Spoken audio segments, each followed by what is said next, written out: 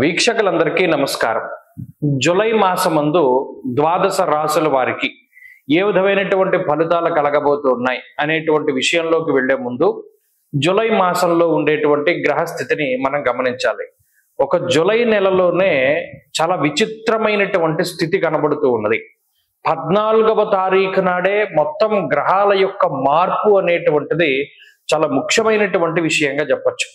14వ తారీఖునే శని వక్రగతిని ప్రారంభం చేస్తారు. అంటే ఇప్పుడు మీనరాశిలో సంచరిస్తూ ఉన్నటువంటి శనేశ్వరుడు వక్రగతిని ప్రారంభం చేసి నవంబర్ 12వ తారీఖు వరకు వక్రించి ప్రయాణం చేయబోతూ ఉన్నారు. దీని తాలూకు ప్రభావం ఉంటుంది. ఇది 14వ తారీఖునే ప్రారంభం అవుతుంది.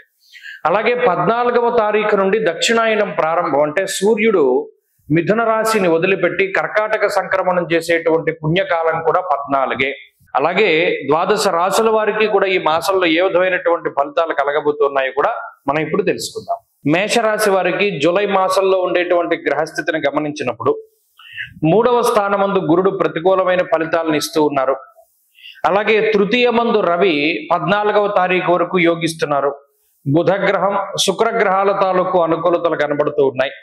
అలాగే కుజుడు 14వ తారీఖు దాటాక షష్ఠ స్థానమందు యోగిస్తూ ఉన్నారు. రాహు లాభస్థానమందు యోగిస్తూ ఉన్నారు. 14వ తారీఖు దాటాక శని యొక్క వక్రగతి మూలాన కూడా కొంత ఏలినాటి శని ప్రభావం నుండి ఉపశమనం కలిగించేటువంటి పరిస్థితులు ఉండబోతూ ఉన్నాయి.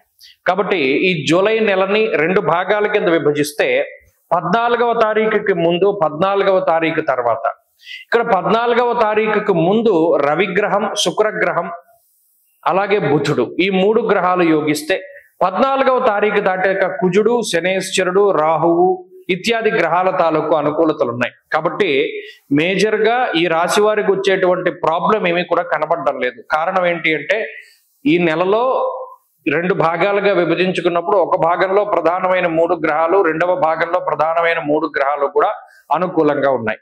ఇటువంటి పరిస్థితుల్లో ఆర్థిక పరమైనటువంటి సమస్యలు రావడానికి అవకాశాలు తక్కువ. అలాగే ఉద్యోగపరమైనటువంటి సమస్యలు రావడానికి అవకాశాలు తక్కువ. ఒకవేళ ఏదైనా ఈ మేషరాశి వారు కావాలని ఉద్యోగం మారాలి అనుకున్నా పరిస్థితులు సహకరిస్తాయే తప్పితే ఇబ్బంది పెట్టేటువంటి వాతావరణం ఉండదు. అలాగే ఆరోగ్య సంబంధమైనటువంటి విషయాల్లో కూడా కొంత ఉన్నతి అనేటువంటిది కనబడుతూ ఉన్నది. కుటుంబపరమైనటువంటి వ్యవహారాలు కుటుంబపరమైనటువంటి విషయాలు కూడా ఈ రాశి వారికి ఈ మాసంలో సానుకూలంగానే గోచరిస్తూ ఉన్నాయి. ఇక్కడ ప్రధానంగా ఏంటి అంటే 14కి ముందు కన్నా 14వ తారీఖు తర్వాత ఉండే గ్రహస్థితి ఇంకా బాగుంది. ఎందుకు? శని వక్రించడం ఒకటి అనుకూలమైతే షష్ఠకుజుడు ప్రధానంగా ఈ రాశ్యాధిపతి ఉపజయ స్థానంలో ఉండడం, శత్రు స్థానము రోగస్థానము రుణస్థానమందు కుజుడు యోగించడం వల్ల అర్ధలాభో వస్త్రలాభ ధాన్యలాభ యశస్తథ అన్నారు.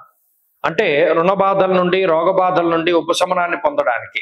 అలాగే శనేశ్వరుని యొక్క వక్రగతి రాహు యొక్క లాభస్థాన స్థితి కూడా చాలా అద్భుతంగా యోగిస్తాయి. ఇక్కడ ఉదాహరణకి ఎక్కడో విదేశాల్లో ఉన్నారు మేషరాశి వారు, వారికి ఉద్యోగ సంబంధమైన చికాకులు ఉన్నాయి, ఉద్యోగం దొరకట్లేదు లేదా ఉద్యోగం పోయింది, కొత్త దాని కోసం ప్రయత్నం చేస్తున్నారు.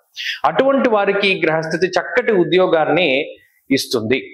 అనగా ఈ స్వదేశంలోనే కాదు విదేశాల్లో ఉండేటువంటి మేషరాశి వారికి సైతం ఈ గ్రహస్థితి యోగిస్తుంది. అయితే ఇది ఎప్పటి నుండి?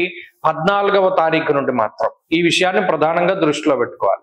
అలాగే ఈ మేషరాశి వారు నూతన గృహాలకి సంబంధించినటువంటి విషయాలు, నూతన వాహనానికి సంబంధించినటువంటి విషయాలు, శుభ కార్యక్రమాలకి సంబంధించినటువంటి విషయాలు ఇవన్నీ కూడా చాలా చక్కగా అనుకూలించడానికి అవకాశం ఉంటుంది. ఇది అద్భుతమైనటువంటి మాసము. గత మాసంతో పోల్చుకుంటే జూలై నెలలో మెరుగైనటువంటి ఫలితాలే ఉన్నాయి. కాబట్టి మరిన్ని అనుకూలమైనటువంటి ఫలితాలని మేషరాశి వారు పొందడానికి గురువు యొక్క బలాన్ని పెంచుకోవాలి. కాబట్టి గురువారాలు నిష్టగా ఉండడం, ప్రతి గురువారం నాడు శనగలు కానీ పసుపు రంగు పళ్ళు కానీ స్వీట్లు కానీ ఇటువంటివి దానం చేస్తూ ఉండడం, పసుపు రంగు వస్త్రాలు దానం చేస్తూ ఉండడం, ఇటువంటివి చేస్తూ ఉండడం, ప్రతిరోజు దక్షిణామూర్తి యొక్క స్తోత్ర పారాయణ చేస్తూ ఉండడం కూడా మంచి ఫలితాలను తీసుకొస్తుంది. స్వస్తి.